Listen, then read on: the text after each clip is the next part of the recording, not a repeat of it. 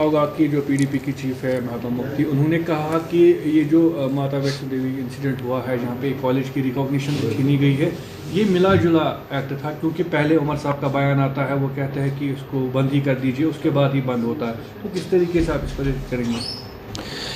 देखिए, महबूबा जी शायद वो अभी भी उनके जो वो तार 2014 में बीजेपी के साथ जुड़े हुए थे, वो अभी भी जुड़े हुए ही है।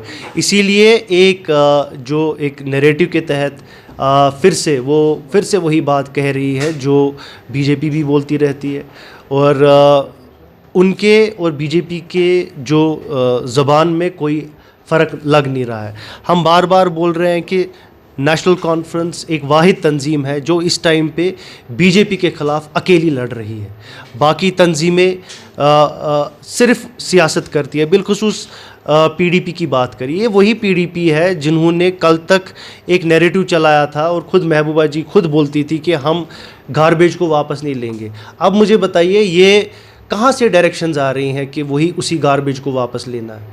ये महबूबा जी पहले इसका बयान देना, इसको जस्टिफाई करें, बाद में वो फिर अपनी जो थ्योरी वो सुना रही है, हाइपोथेसिस जो सुना रही है जो बिल्कुल गलत है, वो बाद में उस पर हम डिस्कस करेंगे। पहले ये तो बताएं कि अगर उन्होंने पहले 2014 में बीजेपी के ख़िलाफ़ और बीजेपी का जो बीजेपी को रोकने के लिए लोगों से वोट मांगा था, उसके बाद उसी बीजेपी के साथ उन्होंने हाथ मिलाया, एक बार नहीं 2 बार उसी बीजेपी के साथ हाथ मिलाया, तो वो किस मुंह से हमको ये बोल रही है, हमसे सवाल कर रही है? तो उनको अपने गिरेबान में झांक के देखना चाहिए। अगर ये तबाही आज जम्मू कश्मीर में हुई है, इसकी ज़िम्मेदार ही पीडीपी, इसकी ज़िम्मेदार खुद महबूबा मुफ्ती जी है।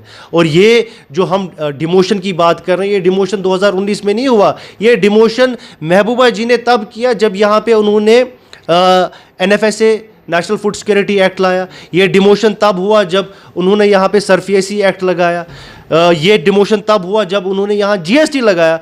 तो वो किसको यम बादशाह कथ कमिस बोजना तमिस पजन पन्नस पानस कुन वुचन मुहजब करुन कि तम क्या कोर कशरन स तमे तबाह तो बर्बाद सन कशर करित वन कम बुत बुत कन ओश फिर त्रावान तो पच स्टोरी बोजनावान। इन स्टोरीज़ के लिए अब कश्मीरी तैयार नहीं है। कश्मीरियों ने उनको 2024 में रिजेक्ट किया है, और मैं एक मुअद्दबाना इनको एक सजेशन ही दूंगा, एक एडवाइस दूंगा कि जो वो सियासत करती हैं, ठीक है वो बोले सियासत करें, लेकिन उनको एक अल्टरनेट कैरियर भी देखना पड़ेगा, क्योंकि आगे उनका फ्यूचर पॉलिटिक्स में तो नहीं है इंशाल्लाह। इमरान साहब ये भी जानना चाहेंगे, जिस तरीके से कल अमृतसर में उमर साहब का बयान इंडस वाटर ट्रीटी को आया, उसके बाद आपको याद होगा कि क्रिटिसिज्म यहाँ पे चलता है उसको लेकर, क्योंकि ये भी बताया जा रहा है कि उमर साहब अब गुड बॉय बने हुए हैं बीजेपी की, उनकी हाँ में हाँ मिलाते हैं। तो थोड़ा बहुत जानना चाहेंगे कि आखिरकार फ़ायदा क्या है इंडस वाटर ट्रीटी का हमें? देखिए, ये आपको समझना पड़ेगा कि इंडस वाटर ट्रीटी का जो ये इशू है, ये आज का नहीं है इशू, और ये बीजेपी ने इशू नहीं उठाया। इंडस वाटर ट्रीटी पिछले कई सालों से यहाँ पर जो है इम्प्लीमेंटेड है, ये कोई नई बात नहीं है। इस पे both government of India and government of Pakistan ने अप्रूव किया था, दस्तखत किया था। It is an agreement between 2 sovereign Nations. और उसके बाद इसमें जो नेशनल कॉन्फ्रेंस का एक स्टेक था जो हम बार बार बोल रहे हैं, और ये जो उमर साहब ने कल बोला ये कोई नई बात नहीं है। ये नेशनल कॉन्फ्रेंस ने हमेशा एक कंसिस्टेंट स्टैंड रहा है कि IWT में जम्मू कश्मीर को नुकसान हो रहा है, क्योंकि जो पानी हमारी रिवर से निकल रहा है उस पानी का फ़ायदा जम्मू कश्मीर को होना चाहिए। और जो तुलबुल नेविगेशन बैराज की बात हो रही है, ये कोई नई बात नहीं है। ये government of India, government of Pakistan ने एग्री किया था जब इस पे डिस्कस हो रहा था, तो they had come to an agreement, मतलब almost this agreement was complete, और काम भी लगा। अगर आप जाएंगे वहाँ पर और आप देखेंगे तुलबुल नेविगेशन बैराज पे काम लगा भी था, तो किन वजूहात की वजह से उस टाइम पे रुका, 70s के टाइम पे द प्रोजेक्ट वाज स्टॉल्ड।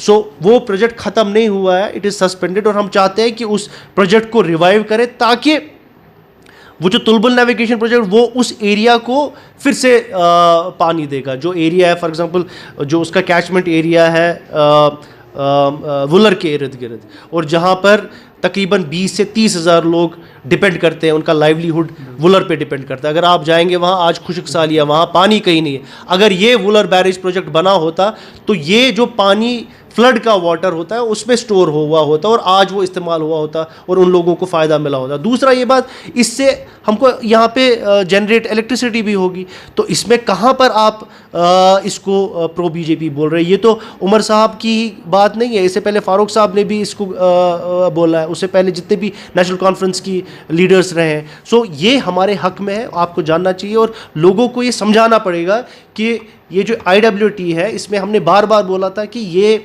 हमारे ख़िलाफ़ इस पे कुछ इश्यूज़ हैं जिनको एड्रेस करने की ज़रूरत है, और सबसे इम्पॉर्टेंट इशू जो इसका था वो तुलबुल बैरेज प्रोजेक्ट का है।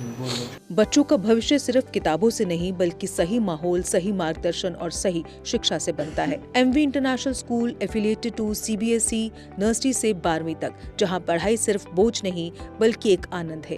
प्रेप स्कूल की विशेष पहचान इंग्लिश फोनिक्स आधारित शिक्षा, बच्चों के लिए आकर्षक किड्स टॉय रूम, लर्निंग के साथ फन अम्यूजमेंट पार्क फैसिलिटी, जोशपूर्ण और प्रेरक गतिविधियों पर आधारित कक्षाएं, क्वालिटी एजुकेशन का भरोसा, 18 से अधिक एजुकेशन एक्सीलेंस अवार्ड्स, अनुभवी शिक्षक और आधुनिक शिक्षा प्रणाली, safe and reliable transport, 47 school बसें, सुरक्षित पिक एंड ड्रॉप सुविधा। यहाँ हर बच्चा सीखता है सोचना, समझना और आगे बढ़ना।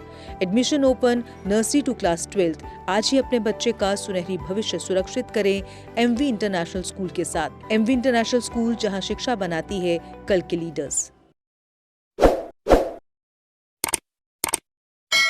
जम्मू कश्मीर की खबरों के लिए जुड़े रहिए JK अपडेट के साथ।